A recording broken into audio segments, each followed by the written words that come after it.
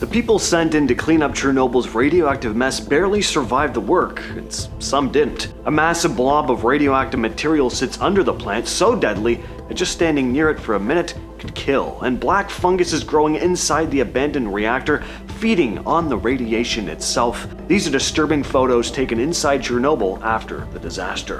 In 1986, right after the Chernobyl disaster, a group of people known as the Liquidators were called in to clean up the radioactive mess. This photo shows some of them at work, and if you look closely at the bottom, you'll see these strange white streaks on the film. Those are actually caused by radiation. A lot of these workers were not trained specifically for this type of work. Some were firefighters and soldiers, but there were also regular people thrown into the fire. They didn't have much protective gear, so some of them had to improvise with whatever they could find, like leather and lead plates. They worked in insane conditions, dealing with radiation levels that would have made most people collapse, and a lot of them ended up seriously sick later. Some died from exposure, and despite all that, they kept going, trying to contain one of the worst nuclear disasters in history. This photo shows one of the most infamous spots inside Chernobyl, the Elephant's Foot. Right after the 1986 explosion, a lot of the molten reactor core sank beneath the plant, and what formed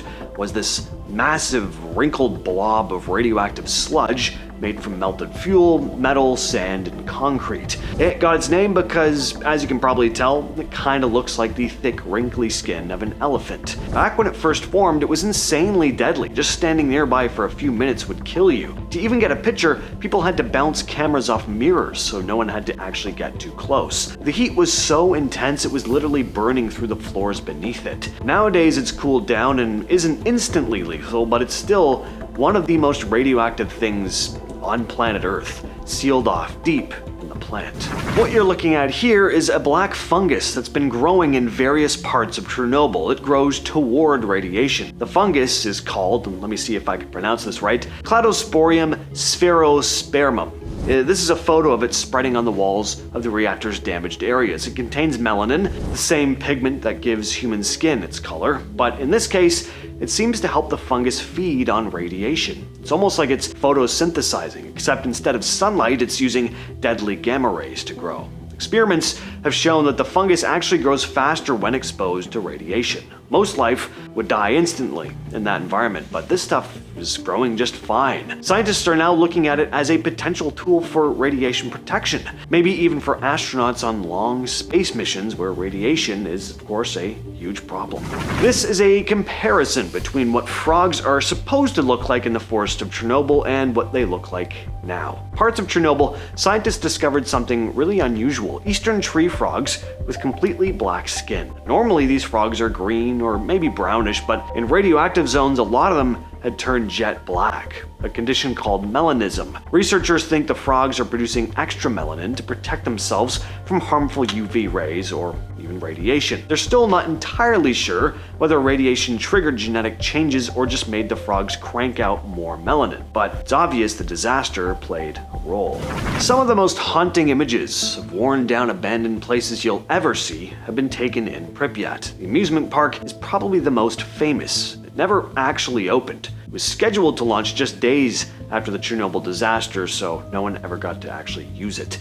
Today, the Ferris wheel is still standing, rusted and motionless, with the empty frames of bumper cars and a carousel sitting nearby. Everything is decaying, rusted to hell, and completely frozen in time. Picnic tables and benches have been left empty, pathways are cracked, and weeds and small trees have started to take over the area. All this was designed for crowds. Spaces for families, areas for kids to play. It's hard, not to feel slightly somber looking at these images.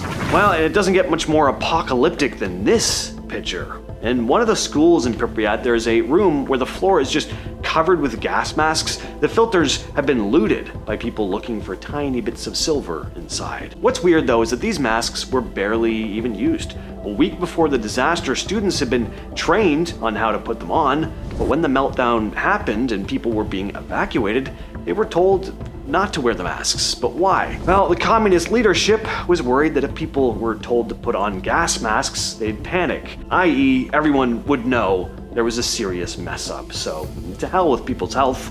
The masks were all left behind. Pripyat Hospital, officially known as Hospital Number 126, treated people immediately after the Chernobyl disaster. In the hours following it, dozens of firefighters, plant workers, and first responders who were exposed to high doses of radiation were rushed here for urgent care. Their highly irradiated clothing was then hastily dumped in the hospital's basement, which is now one of the most dangerously contaminated areas in Pripyat. The most critical patients were later transferred to a specialist hospital in Moscow, but now 126 sits completely empty and decaying. Equipment sits rusting in the rooms, peeling paint flakes off the walls and the floors are cracked. Beds are still in the wards though, with some torn sheets or medical supplies left behind.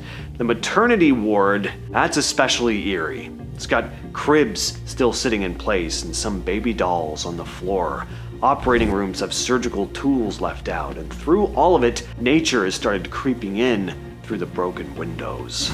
These eerie images were taken at one of Pripyat's kindergartens, left exactly as it was when the city was evacuated. The shelves are still filled with toys, some broken, dusty, but mostly intact. Cribs and small beds are scattered around, some with old dolls or stuffed animals still lying on them. The walls are peeling and faded pictures of animals and fairy tale scenes cover the walls. The place is right near the city center, so after the evacuation, nobody came back, at least not permanently. Outside, weeds and small trees are starting to creep in through the windows, and the flooring is cracked and decayed. Even decades later, nothing has been removed aside from the occasional looter. Looking at these images, it's a strange mix of ordinary and unsettling. Normal objects left behind, yet everything abandoned in a hurry.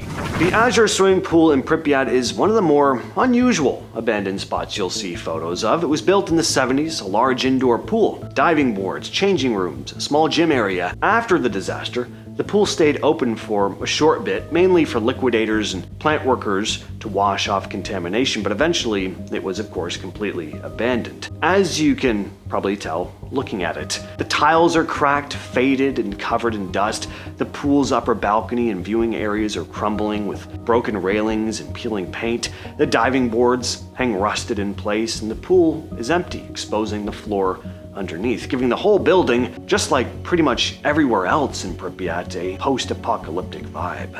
Hotel Polissya was one of the tallest buildings in Pripyat, a landmark of the city before the disaster. Built in the 70s, it was meant to host visitors to the Chernobyl nuclear power plant, along with engineers and city officials. After the explosion, being that the building was so tall, it was actually pretty useful in the emergency response. The upper floors were used as makeshift observation points and temporary offices for the cleanup operations, and helicopters used the roof to coordinate flights in and out of the city. Today, the hotel is completely falling apart. The lobby's empty, with cracked floors and scattered debris everywhere. Broken furniture, elevator shafts are open and rusting, windows are shattered, and graffiti covers most of the walls. On the outside, the building still towers over Pripyat, but the place is deteriorating, with concrete crumbling and metal corroding. All that said, I've been your host James, and I'll catch you, yes you specifically, in the next video.